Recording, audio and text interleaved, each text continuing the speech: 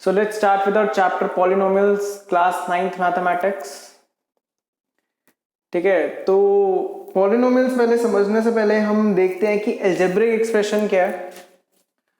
ठीक है, algebraic expression हमने 8th क्लास में कर रखा है, तो काइंड ऑफ सिमिलर है. जो आपने एल्जेब्रिक एक्सप्रेशन और फैक्टराइजेशन में करा है वो इस चैप्टर में हम सेम करने वाले हैं, और अपार्ट फ्रॉम दैट भी हम कुछ न्यू सीखेंगे.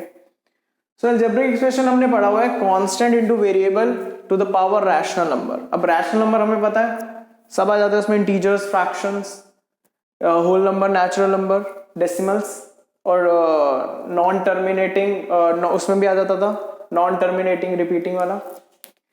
ठीक है, तो अगर मैं बात करूं मैं ऐसे बोल सकता हूं कांस्टेंट तो हमें पता है 2, खाली नंबर कोई वेरिएबल नहीं, 2x वेरिएबल x आ गया, और उसकी पावर अगर मैं बोल दूं 1/2 या 5 बोल दूं या -2 बोल दूं.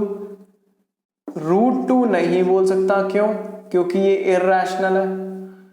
तो डिफरेंट टर्म्स हम लगा सकते हैं, बट पॉलिनोमियल क्या है, एल्जेब्रिक एक्सप्रेशन के अंडर ही आता है. तो डेफिनेशन लिखी मैंने, algebraic expression in which power of variable is whole number.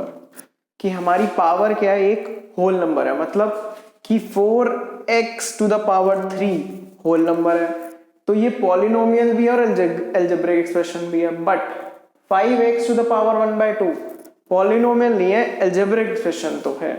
तो हमने इसी अपनी लाइन पे स्ट्रिक्ट रहना है, डेफिनेशन पे भी स्ट्रिक्ट रहना है. क्या कि algebraic expression in which power of variable is whole number. देखो कांस्टेंट वेरिएबल, यहां मैंने रैशनल नंबर लिखा है, बट इधर मैंने क्या लिखा है, होल नंबर. ठीक है, तो यही था एक हमारा मतलब ओवरव्यू पॉलिनोमियल का. पॉलिनोमियल विद 1 टर्म हम उसको क्या कहेंगे, monomial. Polynomial with 2 terms binomial. 3 terms क्या बोलेंगे, ट्राइनोमियल. तो डिग्री की बात आ जाती है, मतलब मोनोमियल का मतलब है मान लो आपका एक टर्म है x, तो मोनोमियल हो गया. यही मैं अगर +2 कर देता हूं तो बाइनोमियल, +x² भी लगा देता हूं तो ट्राइनोमियल. 3 टर्म्स आ गई तो ट्राइनोमियल हो जाएगा. बस ये है. बात करते हैं पॉलिनोमियल की डिग्रीज की. अगर 1 डिग्री होगी तो लीनियर, एग्जांपल x. 2 डिग्री होगी मतलब x to the power 2 quadratic.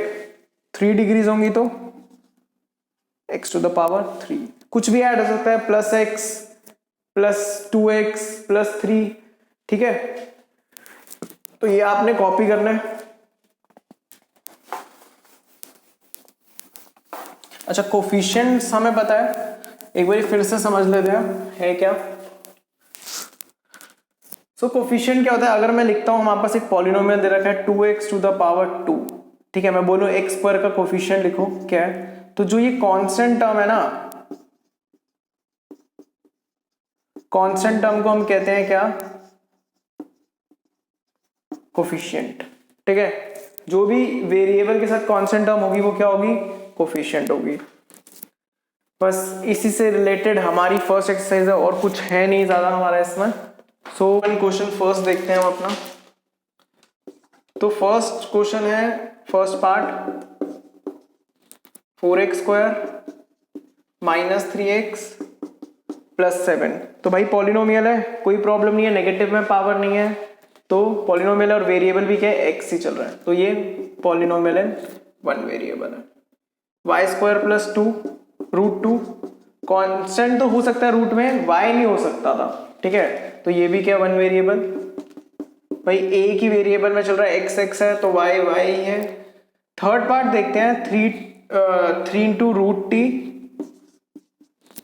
+t√2. अब यार मैंने क्या बताया था तुम्हें कि पावर होल नंबर होनी चाहिए. x टू द पावर 1 2 3 4 5 6 0 भी हो सकती है, बट ये तो पावर t रूट में है. रूट का मतलब होता है क्या, 1/2. तो ये भाई होल नंबर, ये पॉलिनोमियल ही नहीं कंसीडर हमारा होगा. फोर्थ वाला फिर देखते हैं, y + 2/y. अच्छा, इस 2/y को मैं लिख सकता हूं -1. अच्छा, ये हमने पढ़ रखा है कि रेसिप्रोकल हो गया, पावर डिनोमिनेटर में थी तो न्यूमरेटर में करने के लिए पावर पे नेगेटिव लग जाता है. ठीक है, तो फिर मैंने क्या बोला, होल नंबर होनी चाहिए पावर, बट तो यहाँ तो नेगेटिव इंटीजर है, तो ये भी नहीं कंसिडर होगा. फिफ्थ भी नहीं होगा हमारा. ठीक है, फिफ्थ तो आपको साफ ही दिख रहा है, x to the power 10, y to the power 3, t to the power 50।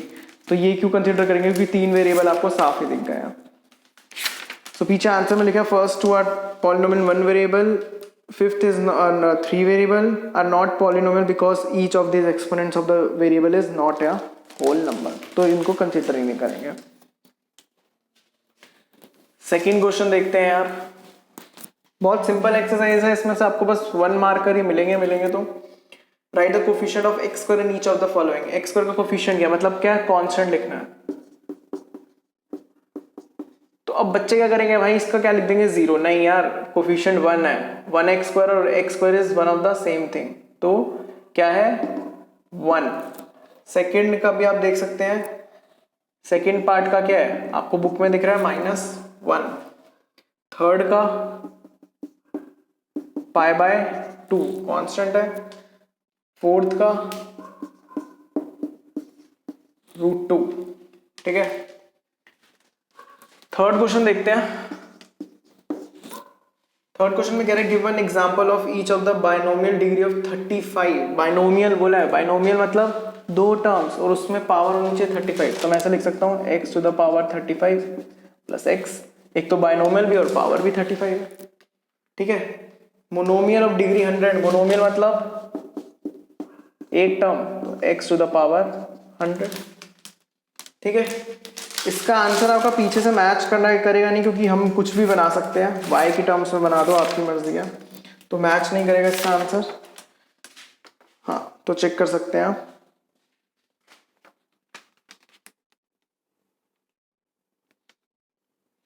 तो कोई और भी लिख सकते हैं, ठीक है। Right the degree of each of the polynomial. Question 4 देखते हैं। 5x³ 4x square plus 7x। Degree of the polynomial मतलब एक हमारे पॉलिनोमियल में हाईएस्ट डिग्री क्या आ रही है, 5x³ 4x square plus 7x। Highest degree क्या है 3, तो डिग्री क्या हो गई मेरी 3 हो गई।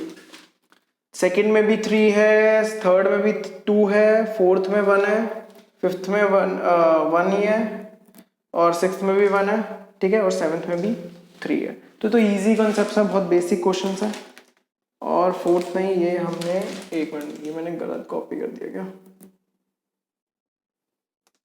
Question 2, question 3,